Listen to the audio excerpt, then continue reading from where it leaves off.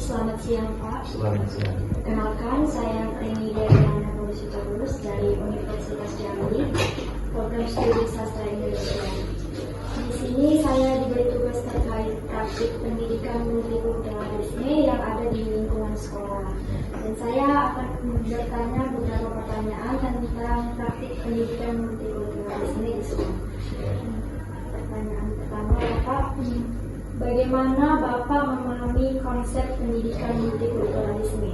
Baik, terima kasih atas pertanyaannya.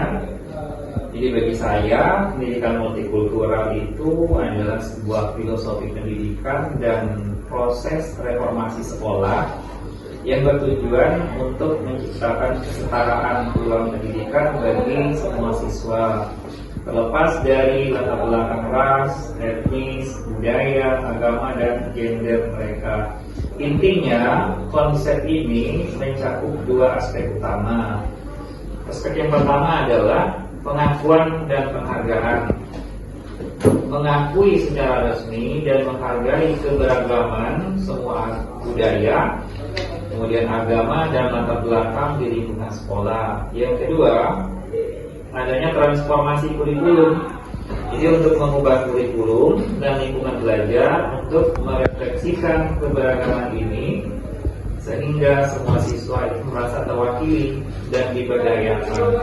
Nah, ini berarti bukan hanya sekedar menambahkan materi tentang budaya lain, tetapi juga mengubah cara pandang, materi ajar, dan metode pengajaran demikian. Kedua, Bapak, apa saja bentuk penerapan pendidikan multikultural di sekolah ini? Ya. Jadi bentuk penerapan pendidikan multikultural di sekolah ini penerapan konsep dilakukan melalui beberapa dimensi. Yang pertama, dimensi integrasi konten, yaitu memasukkan contoh, data dan informasi dari berbagai budaya dan kelompok etnis ke dalam mata pelajaran.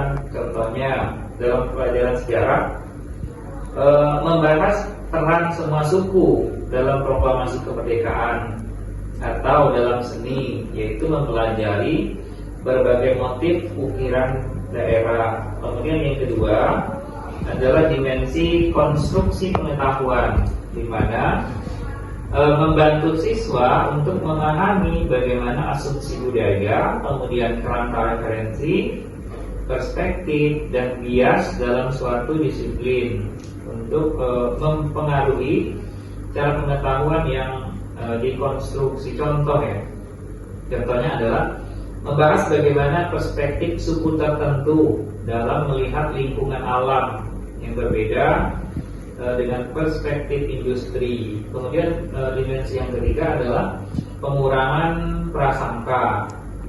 Apa maksudnya? Jadi mengembangkan sikap positif, sikap positif siswa terhadap kelompok ras, etnis, dan budaya berbeda. Ini dicapai tentu saja melalui interaksi terstruktur dan materi yang mempromosikan pemahaman demikian.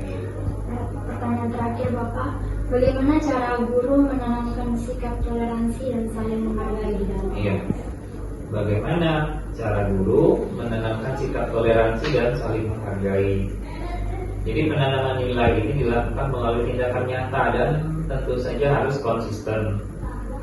Apa contohnya? Penerapan empati. Jadi guru itu menggunakan cerita dan simulasi untuk menempatkan siswa atau murid itu pada posisi orang lain, mengajarkan mereka merasakan dan memahami perspektif yang berbeda. Kemudian pemberian model atau role model. Jadi guru selalu menunjukkan sikap netral, adil, dan hormat. Nah, dalam interaksi harian ya, sikap tersebut harus selalu dilakukan, baik kepada siswa maupun rekan kerja yang berbeda latar belakangnya. Kemudian adanya penggunaan bahasa yang inklusif, yaitu memastikan tidak ada bahasa atau istilah yang mengandung stereotip ataupun merendahkan orang lain yang digunakan di kelas. Kemudian adanya diskusi etika dan nilai, di mana harus menyediakan waktu khusus untuk membahas mengenai nilai-nilai universal seperti apa? Seperti persatuan, kemudian keadilan, dan kemanusiaan yang dimiliki oleh semua budaya dan agama. Demikian. Baik Pak, terima kasih atas semua jawaban yang diberikan. Semoga wawancara kali ini bisa menambah wawasan saya tentang pendidikan multikultural